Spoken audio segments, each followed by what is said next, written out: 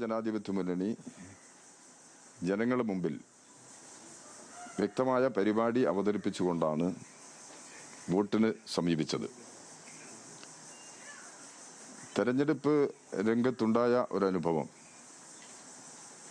ഒരു തരത്തിലുള്ള ഭരണവിരുദ്ധ വികാരവും ജനങ്ങളിൽ നിന്നുണ്ടായില്ല.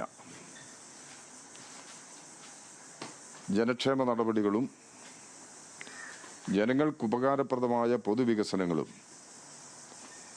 തുടരണം എന്ന നിലപാടാണ് പൊതുവെ ജനങ്ങൾ സ്വീകരിച്ചത്. ഇടതുപക്ഷ ജനാധിപത്യ മുന്നണി ഗവൺമെന്റിന്റെ ഭരണാനുഭവവും UDFന്റെ ഭരണാനുഭവവും കേരള സമൂഹത്തിന്റെ മുമ്പിലുണ്ട്. UDF ഈ തെരഞ്ഞെടുപ്പിൽ കാണിച്ച ഒരു രീതി തുടർച്ചയായി കളവ് പ്രചരിപ്പിക്കുക എന്നുള്ളതാണ്. കളവ് പ്രചരിപ്പിച്ച് ജനങ്ങളെ തെറ്റിദ്ധരിപ്പിക്കുക. അവർ പറഞ്ഞ ഓരോ വാക്കും പൊതുവെ മാധ്യമങ്ങൾ ഏറ്റെടുത്ത് അത്തരം നിലപാടുകൾക്ക് സ്ഥിരീകരണം ഉണ്ടാക്കാനാണ് ശ്രമിച്ചത്. സോഷ്യൽ മീഡിയ ആണെങ്കിൽ അങ്ങേയറ്റത്തെ ജനവിരുദ്ധ നിലപാടുകൾ ഉയർത്താനാണ് ശ്രമിച്ചത്. സ്ഥാനാർത്ഥികളെ പോലും വ്യക്തിപരമായി ആക്ഷേപിച്ച് തെറ്റിദ്ധാരണ സൃഷ്ടിക്കുന്നതിനുള്ള സംഘടിതമായ ശ്രമം നടത്തുകയുണ്ടായി. ഞാനൊരു സ്ഥാനാർത്ഥി എന്നുള്ള നിലയ്ക്ക് എനിക്ക് ഒരുപാട് അനുഭവങ്ങൾ അങ്ങനെയുണ്ട്. ഞാനതിനൊന്നും മറുപടി പറഞ്ഞിട്ടില്ല. ഞാൻ പൊതു രാഷ്ട്രീയ നിലപാട് ഉയർത്താനാണ് ശ്രമിച്ചത്.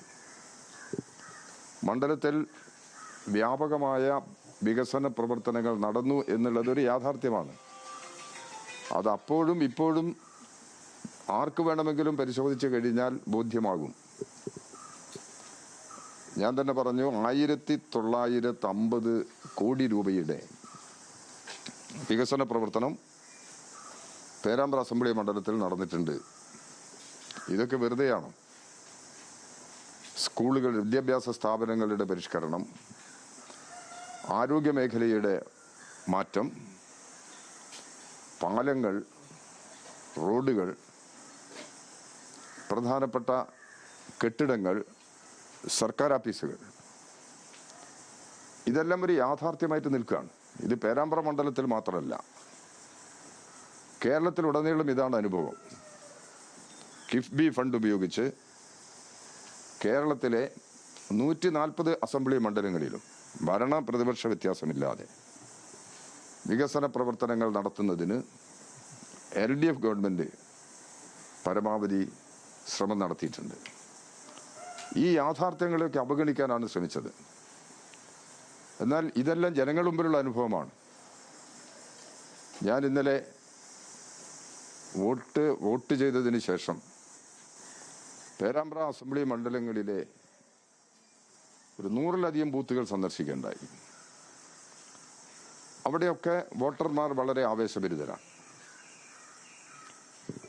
കക്ഷി രാഷ്ട്രീയത്തിൽ നിന്ന് അതീതമായി വികസനത്തെയും ജനക്ഷേമ നടപടികളെയും ശരിയെയും അംഗീകരിക്കാൻ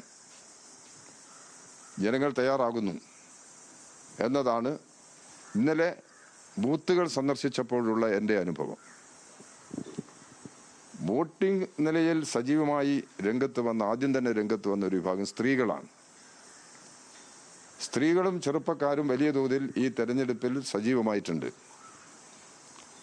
ഞാൻ സന്ദർശിച്ച സ്ഥലങ്ങളിലെല്ലാം സ്ത്രീകളാണ് വലിയ പ്രതികരണം നടത്തുന്നത്. അപ്പം അതുകൊണ്ട് ഈ അനുഭവങ്ങളുടെ എല്ലാം അടിസ്ഥാനത്തിൽ ഇടതുപക്ഷ ജനാധിപത്യ മുന്നണി ഗവൺമെന്റ് വീണ്ടും ഭരണ തുടർച്ചയിലേക്ക് വരും. പേരാമ്പ്ര അസംബ്ലി മണ്ഡലം ഇടതുപക്ഷ ജനാധിപത്യ മുന്നണി സ്ഥാനാർത്ഥി ജയിക്കും. നല്ല ഭൂരിപക്ഷത്തിന് ജയിക്കും എന്ന് തന്നെയാണ് പ്രതീക്ഷിക്കുന്നത്. കേരളത്തിലാകെ വന്ന സ്ഥിതിഗതികൾ പരിശോധിച്ചു കഴിഞ്ഞാൽ ഇതാണിപ്പോഴുള്ള അനുഭവം.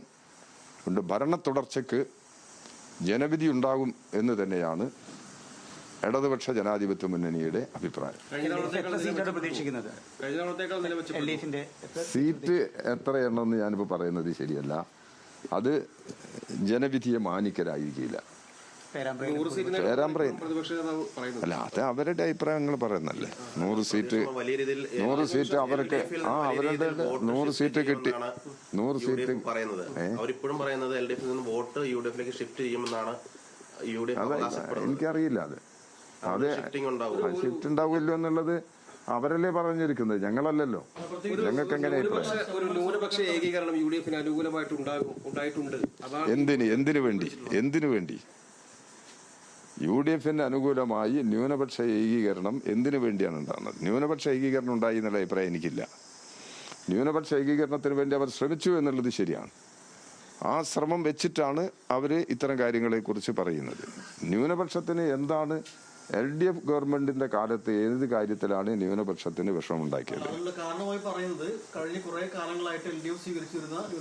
എന്താ ഒരു പോയിന്റ് പറ. ഇല്ല, അത് വെറുതെ പ്രചാരവേലയാണ്. നിങ്ങളെല്ലാം കൂടിച്ചേർന്ന് നടത്തുന്ന പ്രചാരവേലയുടെ ഒരു ഭാഗമാണത്. നിങ്ങളെല്ലാം എന്ന് പറഞ്ഞാൽ മാധ്യമങ്ങളാണ്, ഇൻഡിവിജ്വലായിട്ട് കാണേണ്ടത്. മാധ്യമങ്ങൾ അത്തരം പ്രചാരവേല. അതാണ് ഞാൻ പറഞ്ഞത്. ഈ UDF എന്ത് കാര്യങ്ങൾ പറഞ്ഞാലും അത് ശരിയോ തെറ്റോ എന്ന് പോലും പരിശോധിക്കാതെ മാധ്യമങ്ങൾ വ്യാപകമായ പ്രചാരവേല കൊടുത്തിട്ടുണ്ട്. അവരുടെ നിലപാട് ശരിയാണെന്ന് സ്ഥാപിക്കുന്നതിന് വേണ്ടി ശ്രമിച്ചിട്ടുണ്ട്. അത് ചിലപ്പം ജനങ്ങളെ ചില സമയത്ത് തെറ്റിദ്ധാരണത്തിലേക്ക് വലിച്ചു കൊണ്ടുപോകാൻ കഴിയും എന്നുള്ളത് കൊണ്ടായിരിക്കാം. പക്ഷെ അവിടെയും ജനങ്ങൾ നിൽക്കുന്നില്ല. ജനങ്ങൾ എല്ലാവരും കുറച്ച് കോമൺ സെൻസ് ഉള്ളവരാണല്ലോ മനുഷ്യരെല്ലാം. അപ്പോൾ അങ്ങനെയുള്ള ജനങ്ങൾ അവരെ എല്ലാ കാര്യങ്ങളിലും തെറ്റിദ്ധരിപ്പിക്കാൻ കഴിയും.